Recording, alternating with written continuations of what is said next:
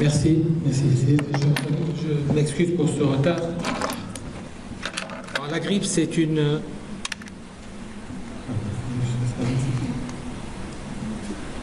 affection respiratoire contagieuse provoquée par un orthomyxovirus.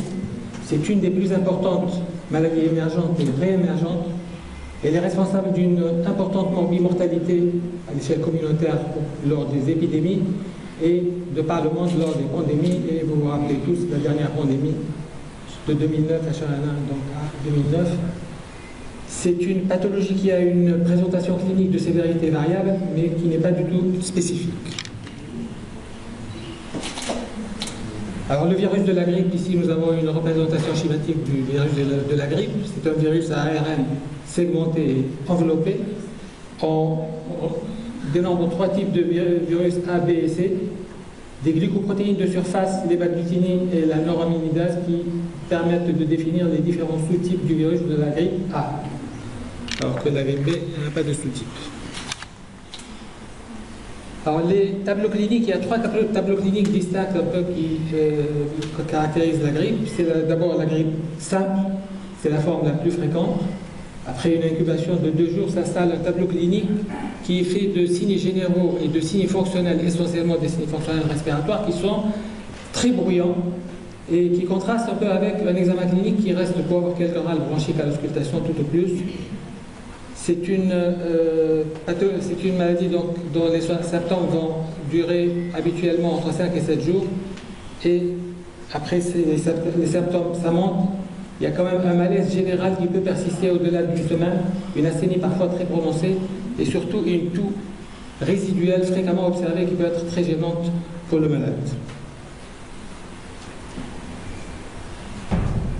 Alors chez la personne âgée, peuvent être associées à ce tableau une confusion mentale, une dyspnée, une déshydratation, des troubles digestifs.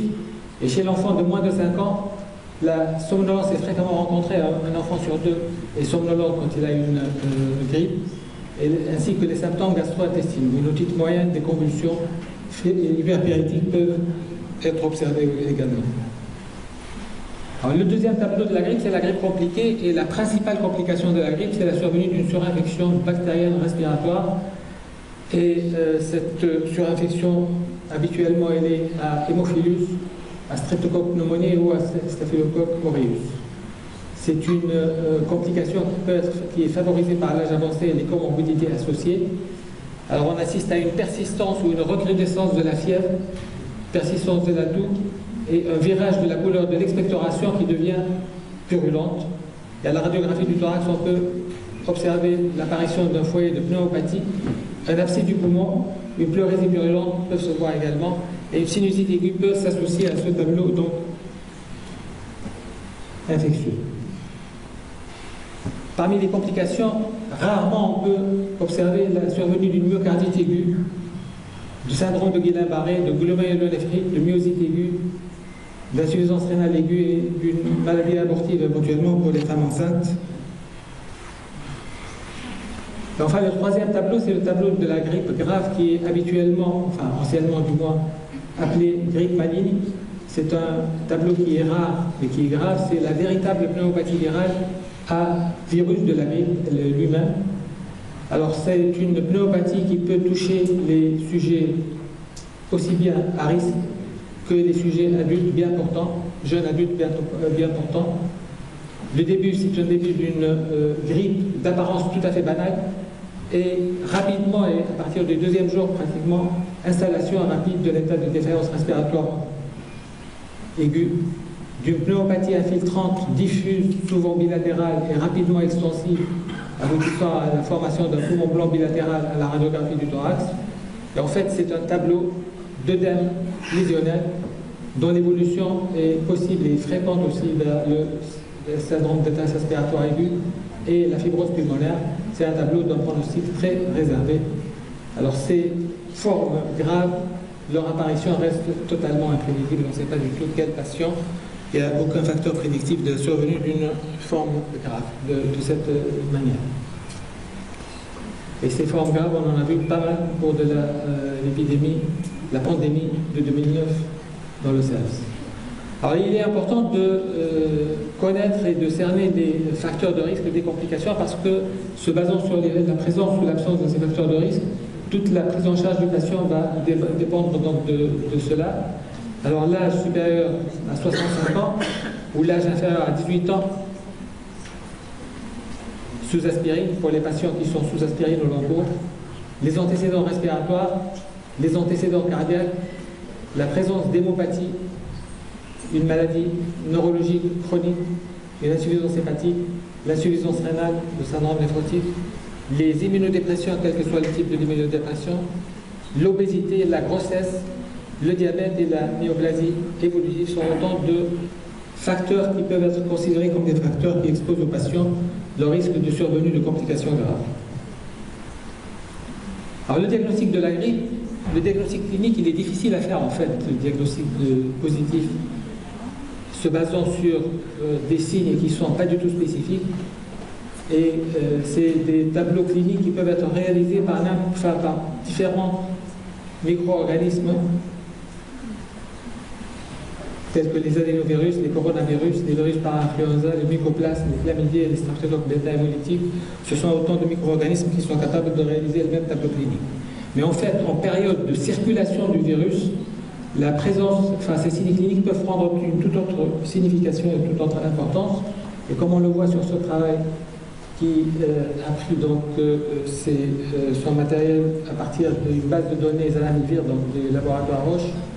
Sur ce travail, les auteurs concluent qu'en cours de circulation du virus, l'association d'une fièvre avec une toux a une valeur prédictive positive de 79%. Cette valeur prédictive elle est encore meilleure quand cette pathologie évolue depuis plus que 36 heures. Mais en fait, si cette valeur prédictive positive peut paraître intéressante, la valeur prédictive négative est toujours très basse et ceci ne permet pas, devant la négativité de ce test, d'éliminer le diagnostic de grippe. Et le patient, en cas de suspicion forte, doit continuer à être considéré comme grippe jusqu'à preuve du contraire et géré comme tel. Alors le diagnostic biologique, les techniques d'identification, l'ARP, PCR, influenza, c'est la technique de référence. C'est une technique qui est sensible, qui permet d'identifier le virus A et B et qui permet de classer les sous-types du virus A. Comme alternative, on peut avoir le test de diagnostic rapide. Les tests de diagnostic rapide, c'est une technique immunochromatographique. C'est vrai que le résultat est rapide, on peut avoir même en moins que 30 minutes le résultat, mais en fait la sensibilité de ce test reste médiocre et sa négativité ne permet pas d'éliminer la grippe non plus. Alors dans ce contexte, la sérologie n'a pas d'intérêt du tout pour le diagnostic. Ça pourrait avoir un intérêt à titre épidémiologique. Alors les indications de ces tests biologiques, du diagnostic biologique, à visée étiologique chez les patients à risque, formes graves ou compliquées, chez lesquels on a besoin d'avoir assez rapidement d'ailleurs un diagnostic positif pour décider de la poursuite des soins. À visée épidémiologique, s'il y a une veille sanitaire qui détecte donc les nouveaux cas de grippe. Mais en tout cas, il n'y a aucune indication lors d'une grippe non compliquée, simple, à pratiquer des tests diagnostiques. Le prélèvement, c'est par écouvillonnage nasopharyngé profond. Un prélèvement respiratoire profond peut être réalisé chez les malades intubés. Il est recommandé d'essayer de faire autant que possible le test, le prélèvement plutôt, au cours des 2 premiers jours après le début de la symptomatologie, et ceci pour plus de rentabilité de cet examen. Alors les traitements d'abord les mesures symptomatiques. Arrêt de travail, ça a aussi l'avantage de casser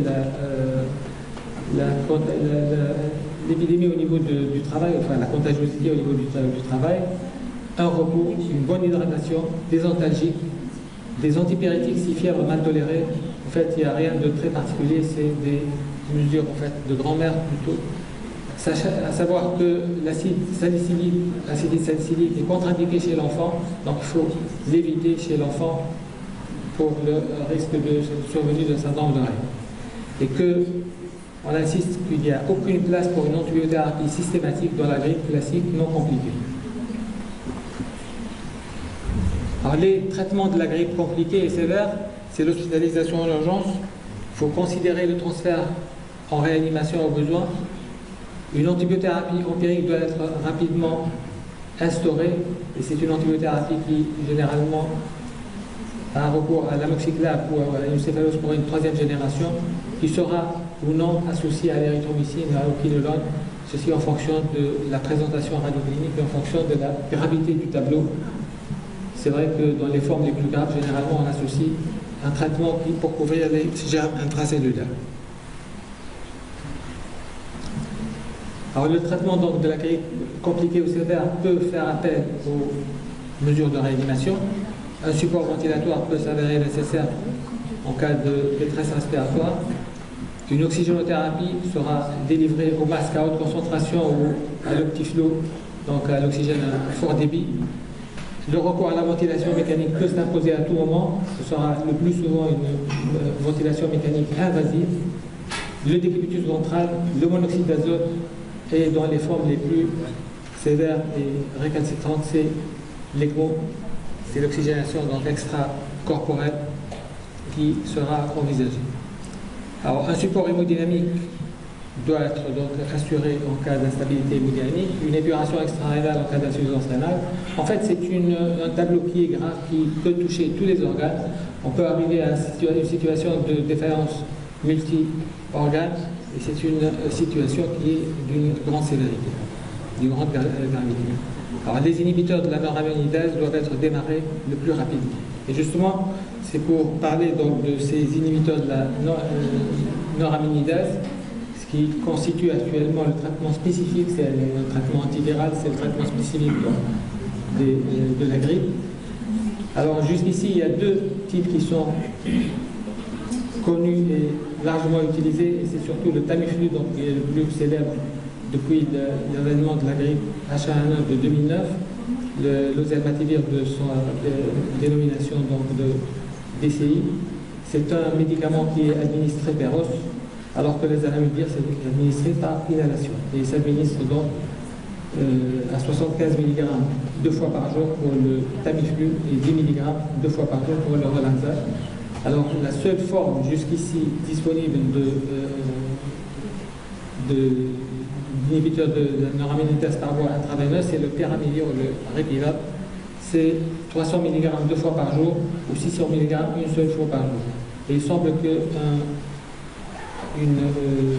présentation intraveineuse est en train de se développer, ou c'est déjà fait pour le Tamiflu. Alors, mais pourquoi est-ce que les inhibiteurs de la noraminidase, et pourquoi est-ce qu'on doit avoir un antiviral pour finalement une affection aussi banale? Là, nous avons ce premier travail qui a comparé le zanamivir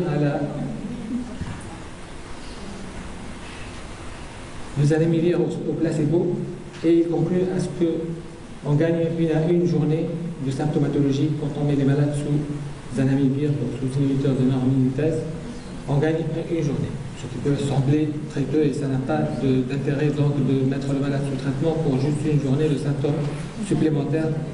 Mais quand on fait un petit peu plus attention et qu'on voit un peu les patients qui présentent les symptômes les plus sévères, c'est déjà 3 jours de gagner sur la symptomatologie, et il en est de même pour les patients qui sont les plus âgés, donc âgés plus que 50 ans, c'est 3 jours de gagner.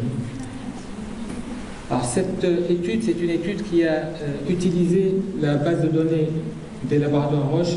Elle a utilisé tous les travaux qui ont été sponsorisés par le laboratoire, qu'ils soient ou pas des travaux publiés.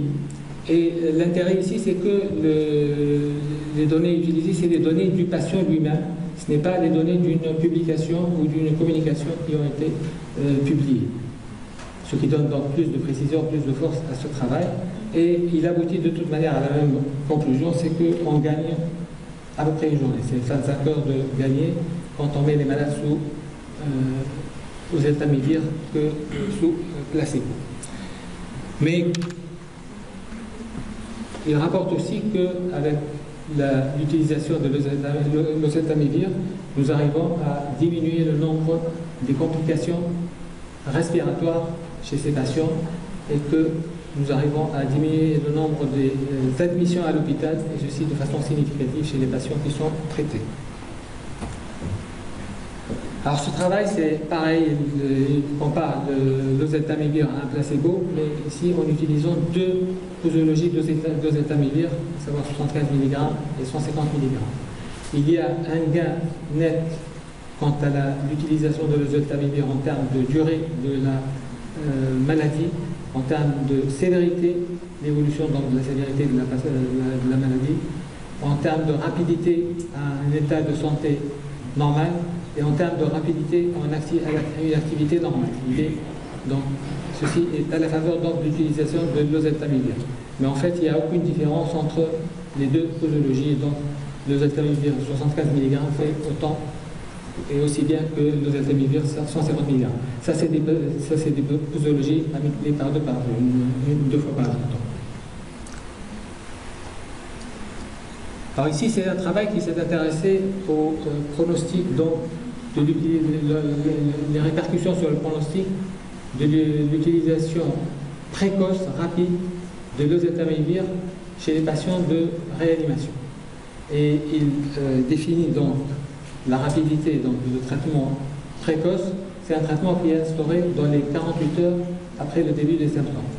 Alors on remarque ici qu'il n'y a aucune différence entre concernant donc les patients dans leur globalité, les patients non ventilés ou les patients ventilés de façon donc invasive, entre les deux groupes de traitement précoce et de traitement tardif.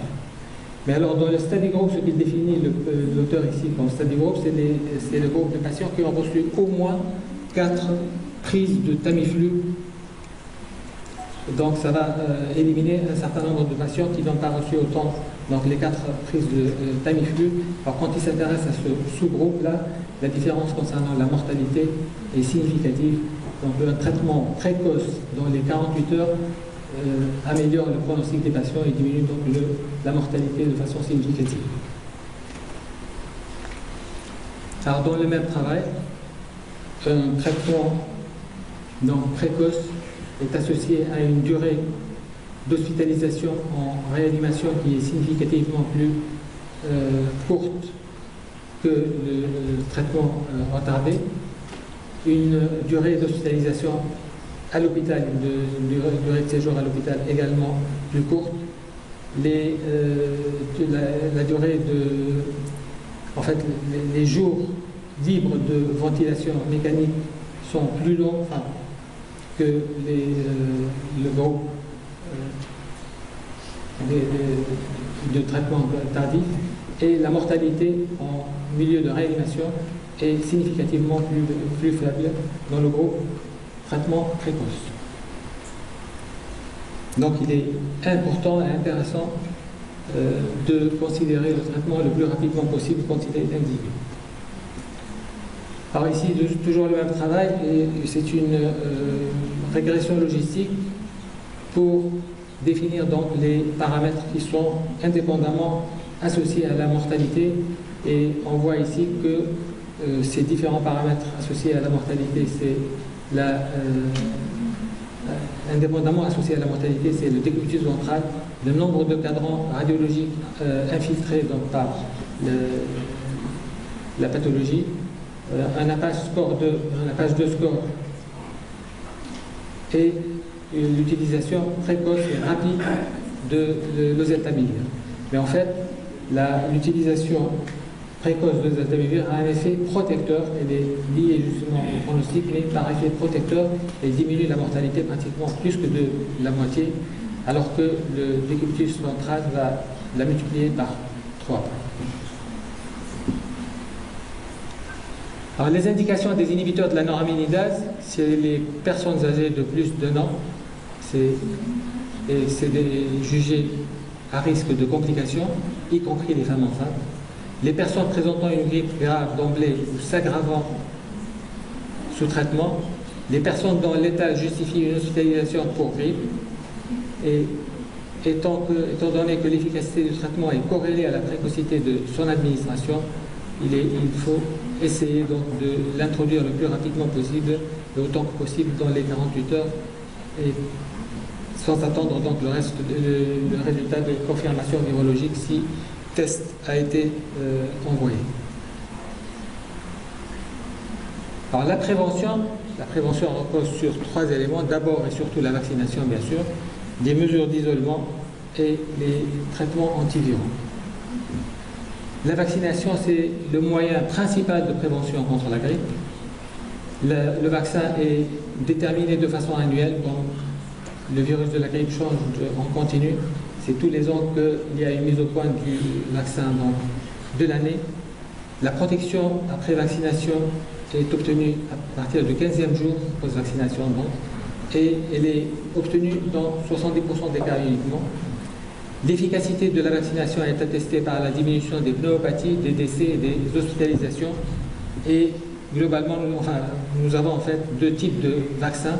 Le vaccin inactivé, qui est injectable, donc en sous-cutané ou intramusculaire, qui peut être administré au-delà du 6e mois d'âge, et le vaccin atténué en spray nasal, qui peut être administré à partir de 2 ans, excepté la femme enceinte qui ne doit pas être utilisée. Alors, les indications de la vaccination, c'est les personnes âgées de 65 ans et plus, les personnes au-delà de 6 mois et qui sont à risque de complications, ainsi que les contacts de ces personnes donc à risque de complications et les contacts professionnels de santé. L'entourage familial de ces personnes doivent donc bénéficier d'une vaccination. Âgés de 6 mois à 18 ans, donc les personnes âgées de 6 mois à 18 ans, quand ils sont sous acétylsalicylique au long cours pour une raison ou une autre, et je rappelle que le risque c'est la survenue d'un syndrome de Rett. Alors les personnes séjournant dans un établissement de santé de moyen ou de long séjour, les femmes enceintes au 2e ou 3e trimestre au moment de la circulation du virus doivent être vaccinées. Les personnes fournissant des services importants à la communauté, président de la République par exemple. Contre-indication, la seule contre-indication absolue, c'est l'allergie à l'ovalbuline. Les effets indésirables sont minimes et sont rapidement résolutifs. En fait, là, une réaction locale à l'injection quand elle est faite au sous-cutané et une symptomatologie pseudo-grippale qui est rapidement résolutive également. Alors, les mesures d'isolement, là, sur cette photo, on voit un peu la façon de diffusion du virus de la grippe, c'est au moment de la toux, de l'éternuement, où un nuage qui va se déposer et par la suite sur les différentes surfaces. Alors la contamination et la contagiosité peut être directe quand on est exposé directement à ce nuage, ou peut être indirecte après avoir retouché des surfaces qui ont été contaminées par ce nuage. Donc les mesures d'isolement doivent être assurées dans tous les cas, et les précautions contact doivent être associées aux mesures d'isolement, le port de gants, de surblouse, l'hygiène des mains, le nettoyage des surfaces, la gestion des affaires des malades.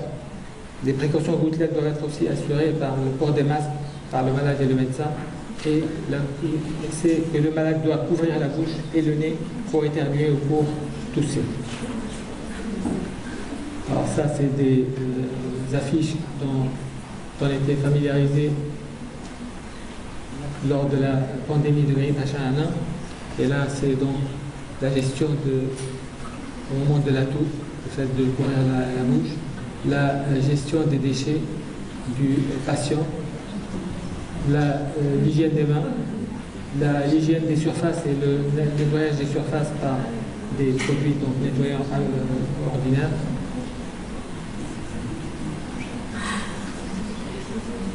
Et là, bien sûr, l'hygiène des mains et l'utilisation de la solution hydroalcoolique. Et pour terminer, donc, les antiviraux, pour assurer une prophylaxie post-exposition, quand le sujet est sûr d'avoir une exposition à un patient qui est porteur qui développe la grippe, et avant bien même d'avoir des symptômes, peut avoir recours à une utilisation d'un dosentamiviir. C'est le seul qui soit validé pour l'instant comme pour la prévention.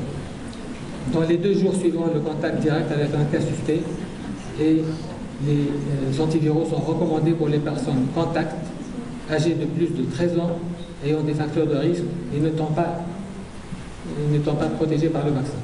Alors, toutes ces personnes qui ont des facteurs de risque, qui ont été contacts à un malade de la grippe et qui ne sont pas protégés par le vaccin, peuvent avoir accès à une chimioprophylaxie par l'oseltamivir. Donc en conclusion, c'est une infection fréquente, le plus souvent bénigne, peut également être particulièrement redoutable. La prise en considération des facteurs de risque que présente le malade est importante pour les décisions de la prise en charge et la principale arme efficace, le principal recours, c'est la vaccination. Merci de votre attention.